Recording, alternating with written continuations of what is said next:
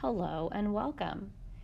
In this lesson, in this two-part lesson, we are going to cover some more examples where we have to find the general solution using the separation of variables.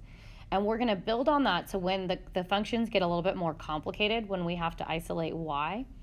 And then in the next video, 6.2 and 3 part 2, we're really going to start looking at the applications of using these types of functions in real-world situations. So let's go ahead and jump right in.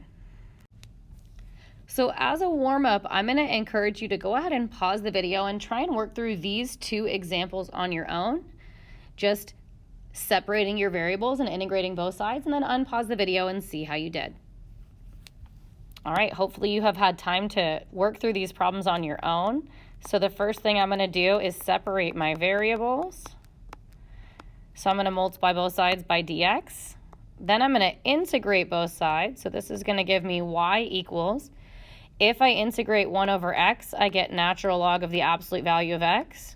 If I integrate x, I get x to the second over 2 plus c. And y is already isolated here, so we can just box that solution.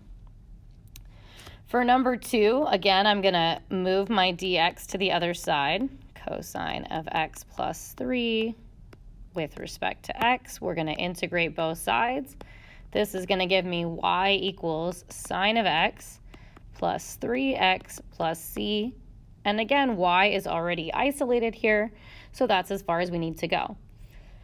Remember, if we were given an initial condition, an ordered pair, then we could solve for c to get the particular solution. Both of these are the general solution. Now, we've done a lot of examples like this, and we've even done some that are more complicated than what we just did.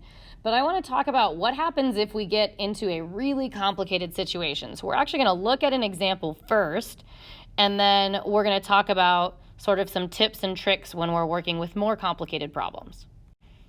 Okay, so let's look at this example here. Before we even look at the bullet points above, let's go ahead and separate the variables. This is going to be dy, and I'm going to divide by y to move y over here. dy over y equals 2x dx.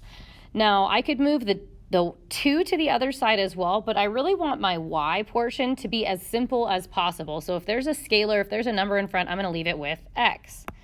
Now, we're going to integrate both sides. So if I integrate, this is really the integral of 1 over y dy, which is natural log of the absolute value of y. And over here, this is going to be 2x squared over 2, so that's going to just come down to be x squared plus c. So now if we didn't have to solve for y, we could stop here and this would be our solution, and that's really not any different than what we've been doing before. But here's the problem. If I want to solve for y, I need to remember and work through, how do I get y out of the natural log? How do I get rid of this absolute value? And that's more complicated work than we have been doing before. And actually, the calculus here is done. The Algebra 2 pre-calculus skills that we need to manipulate this equation to solve for y, that's the part that gets a little trickier. So I'm going to talk to you about some tricks when we are working with this.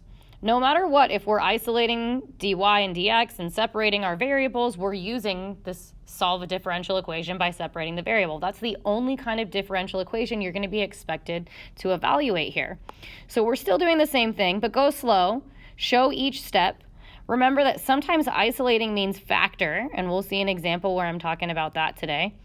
Remember that any time you change what c represents, if you multiply both sides by 2, if you divide both sides by 2, anytime you change what c represents, you need to change the subscript.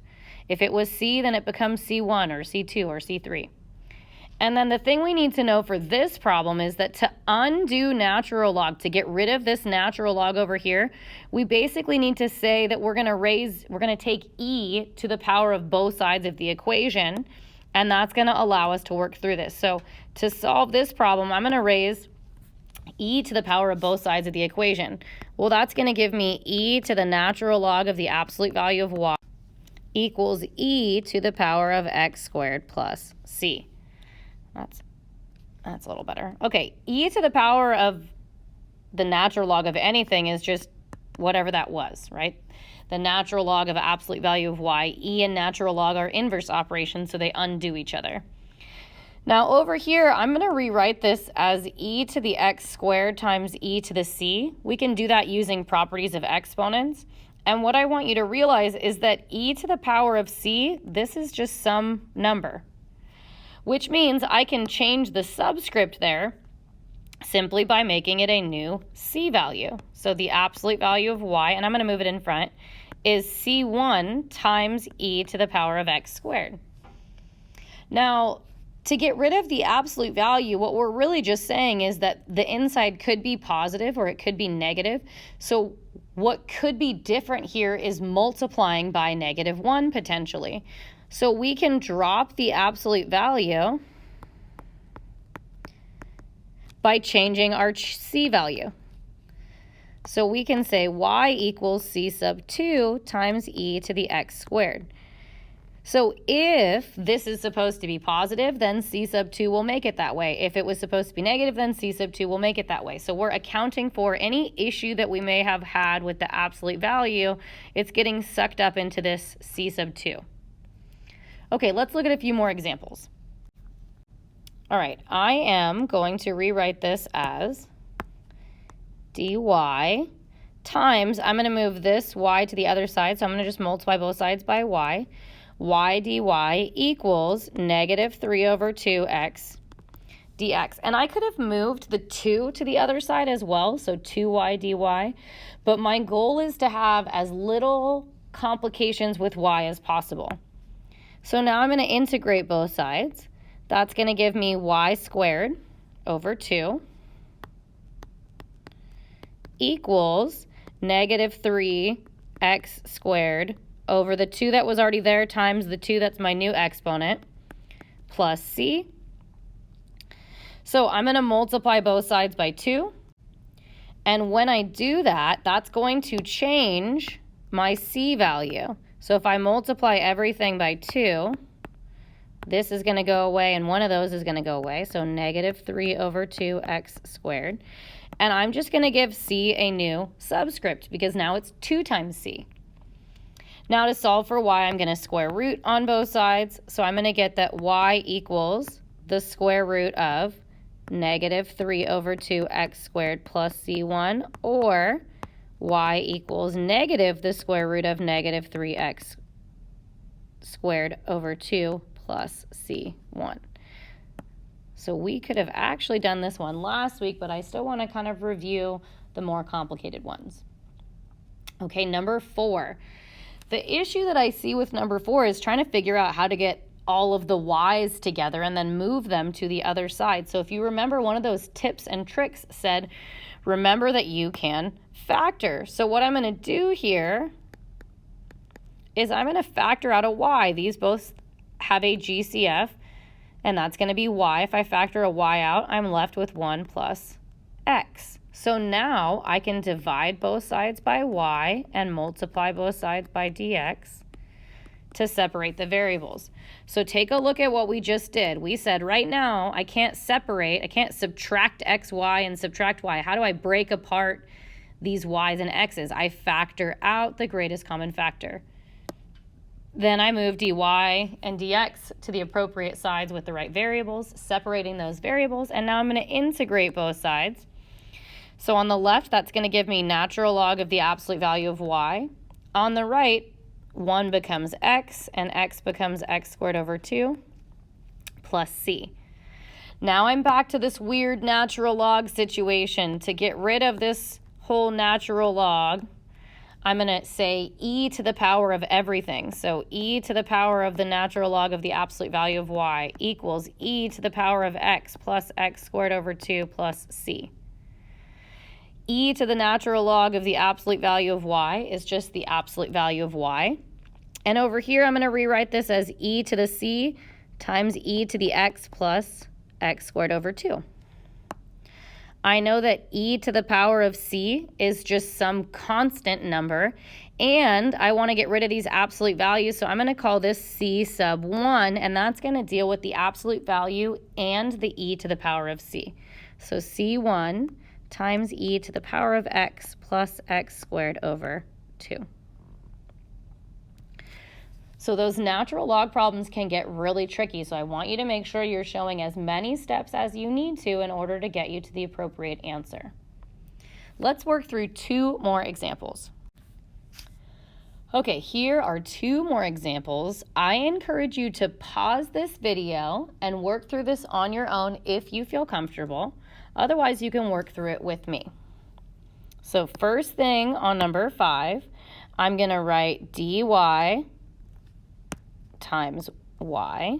That's going to equal 1/2 x to the power of 1/2 dx. So I'm just separating my variables. Now I'm integrating both sides, so this becomes y squared over 2 equals 1/2.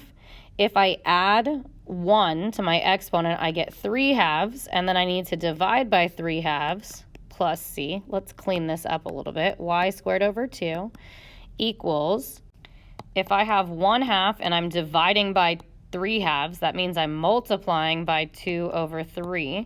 So that's going to give me 1/3. So 1/3 times x to the power of 3 over 2 plus c.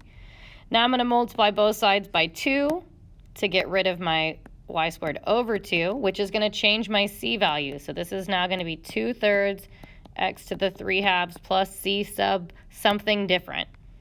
Now I'm going to square root both sides, so I'm going to get y equals the square root of 2/3 x to the 3/2 plus c1, or y equals negative the square root of 2/3 x to the 3/2 plus c1. Okay, last question.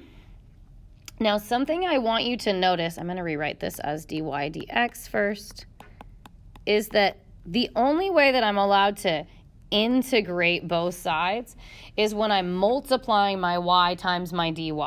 What I'm doing here, if I just tried to add y to the other side, I can't do that.